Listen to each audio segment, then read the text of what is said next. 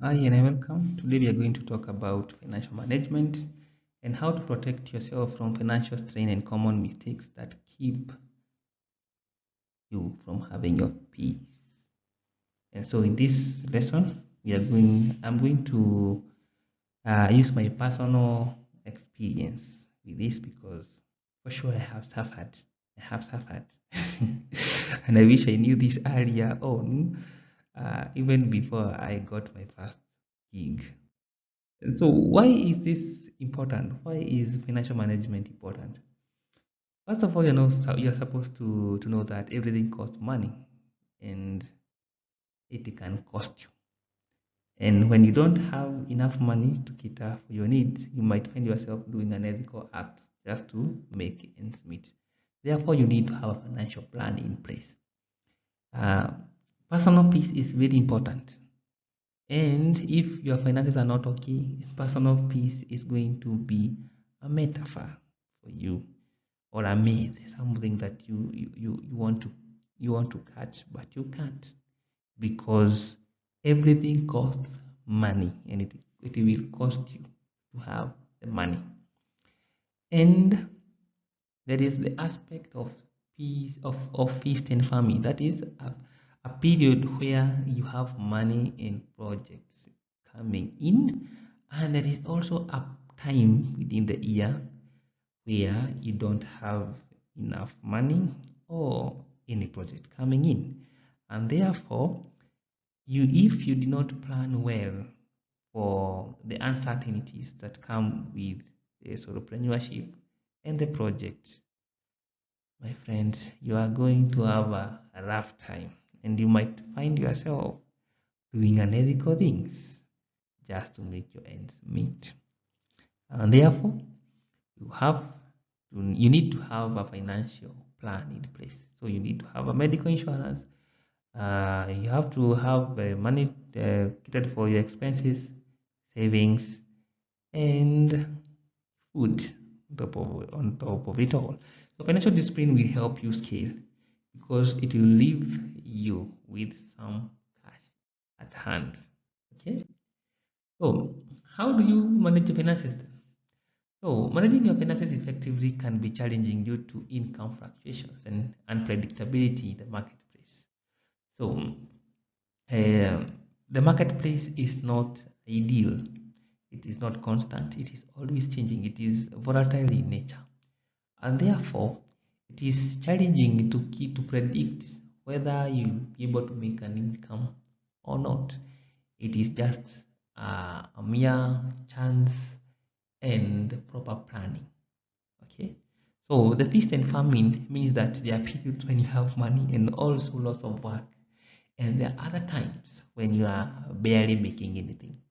And this is where financial planning comes in because you need to have money that is going to cover you all through the year and handle your finances throughout the year without any strain.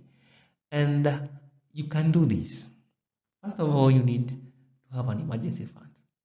So, and how are you going to do this? So, save at least 3 to 6 months of living expenses, so that in case of slow periods or unexpected expenses, you will have ample time to cater for them and still do business. Okay.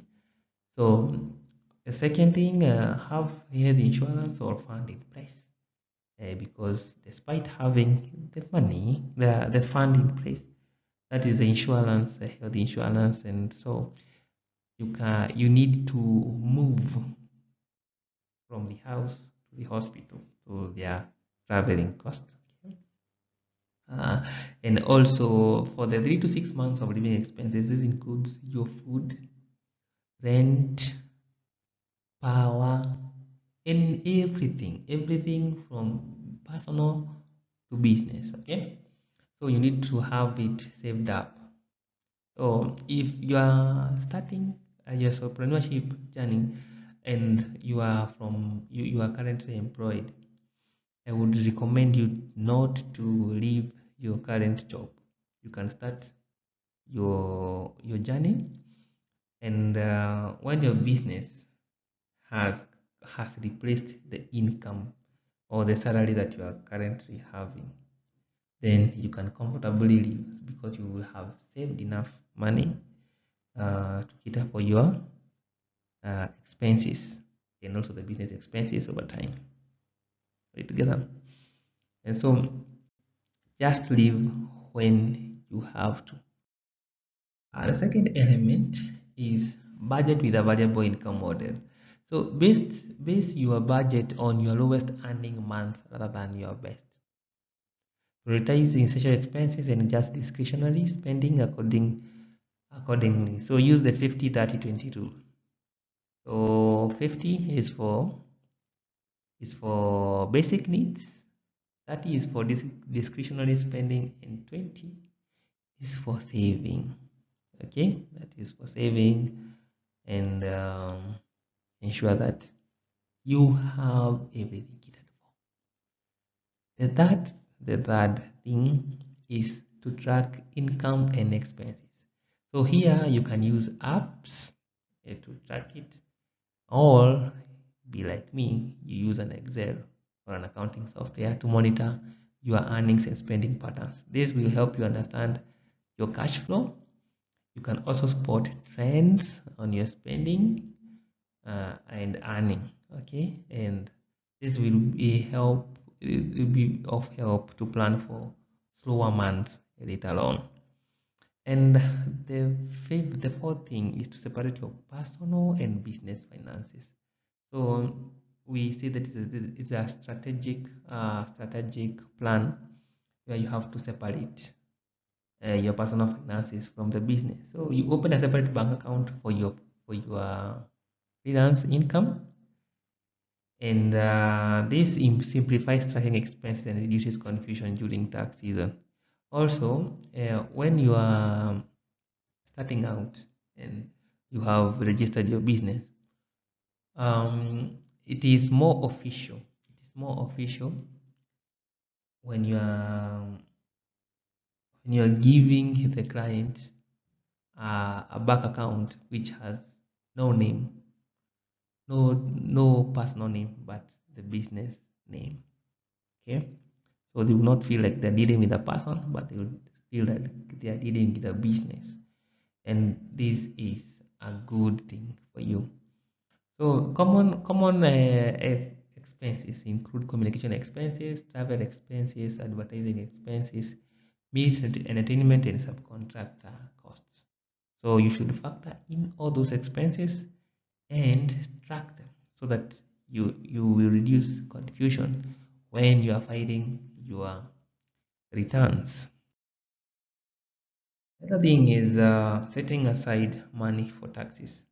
So as a freelancer, you need to manage your own taxes and save a percentage of every payment for quarterly tax payments because you don't want to make that big deal at the end of the year. So just save up so that you can be so that you can have that percentage of money every 3 months for the tax. Here where I am from, we are charged 5% for freelance income. Okay, so I make sure that 5% is also is withheld. It's a withheld tax. So at the end of the year, I only outline and file what I have done or what I have as an income for the entire year, and the same system auto populates. Sometimes I'm even given a tax refund. So set aside money for taxes so that you don't have to do that large tax bill at the end of the year. Trust me, it is painful. It is painful. It is painful. Just make sure you are saving quarterly tax payments. The other one is to diversify your income sources. So relying on a single client or a gig can increase your financial risk. So try to diversify by working with multiple clients or offering different services to keep your revenue streams more stable. But the issue of diversification is relative. I suggest first of all you master one and before leveraging or venturing into another income stream, because you might be giving mediocre effort, and while you are not mastering any, you might lose, you might spread yourself too thin and fail in all. Okay, so uh, make sure that you are fulfilling each single client, and do not scale too early on. Okay, so master one income stream, and then continue. Once you have mastered, you can continue to the next. Then use invoicing and payment policies to establish clear invoicing schedules and payment terms with your clients, uh, because late payments create cash flow issues. And once you consider charging late fees or requiring deposit, it makes your work easier because it will cover your startup costs for each project and reduces your chances of failure. Uh, then you should automate your savings so that you don't have to actively go there and save. So automatically transfer a portion of your income into savings account such as emergency fund, retirement account, or investment fund. This ensure that you are consistent in saving, and you are even in good months or in bad months. Okay, you should reinvest your money into the business because your business is what is bringing everything to you. So set aside a portion of your income for professional development and the tools that you need, the softwares, and even marketing, because this will ensure that you are having a continuous growth and you're better positioned for better opportunities in the long run. Then review and adjust regularly. So financial situations change. They are also volatile as the market is volatile.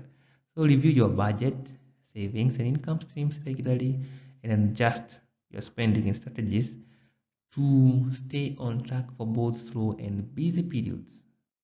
And keep check of your lifestyle, because sometimes we may spend our money on funding our lifestyles and then we starve the business. And we are here because of the business, and therefore loyalty, your financial loyalty should be to the business, more to the business than to yourself. uh, and now here comes the 50-30-20 rule for saving. So the 50-30 rule involves splitting your after-tax income into three categories of spending. So 50% goes to your needs, 30% goes to your wants, and 20 goes to savings. So this rule was popularized by US Senator Elizabeth Warren in her book All Your Worth: The Ultimate Lifetime Money Plan. So the 50%, the first 50% goes to your needs. So these are bills that you absolutely must pay and things that are necessary for survival. So half of your after-tax income should be all you need to cover those needs and obligations. So consider either cutting down on wants and trying to downsize your lifestyle if you're spending more than 50% on your needs. So this might mean downsizing to a smaller home or apartment, or having a more modest car. So maybe picking up a bus to work or cooking at home may be a good solution to cutting down your cost. An example of needs include, but are not limited to, rent or mortgage payments, car payments, groceries, and debt payments, of course, utilities. So those are your basic needs. Okay. Then the 30 goes to wants, which I normally call it discretionary spending. So, and these are things that you spend money on, but they aren't absolutely essential. And you can work out at home instead of going to the, for example, you can work out from home. You can work at home instead of going to the gym, or watching sports on TV instead of getting ticket to the game. So this category includes those upgrade decisions that you make, such as choosing a costlier steak instead of a less expensive hamburger, buying a Mercedes instead of a more economical Honda, or choosing between watching television using an antenna for free or spending money to watch cable TV. So those are the ones. They're not essential, but they are good. So ones are those extras that you spend money on that make life more enjoyable and entertaining, and they may be unnecessary sometimes. So you don't need to do all those things for you to especially when you are starting. It can really hurt. So you can have just have what you need and leave the rest to the people or the time when you'll be able to afford them. And 20 the remaining 20% goes to savings. So try to allocate 20% of your net income to savings and investment. So you should have at least 3 months of emergency savings in hand in case you lose your job, or you don't have you're in the farming phase or unforeseen event occurs. So focus on retirement and meeting more distant financial goals after that. So examples of savings include getting an emergency fund, making a retirement contribution to a mutual fund account, and setting aside funds to buy physical property for long-term holding, and making debt repayments beyond minimum payments. Okay, so what is the conclusion and what can we learn or summarize from this? So you should prioritize creating an emergency fund. That is very crucial because the nature of this field is there is feast and famine. So save up to 6 months of living expenses and focus on replenishing it if it is used. Once it is, if you spend it, the next time you get the money, first of all, replenish it and ensure you have at least 6 months. And use the 50-30-20 rule in managing finances because it will go a long way in saving you from a lot of financial woes. I wish I had learned this earlier on, but now I know, and you shouldn't repeat the same mistake that I did. So thank you so much.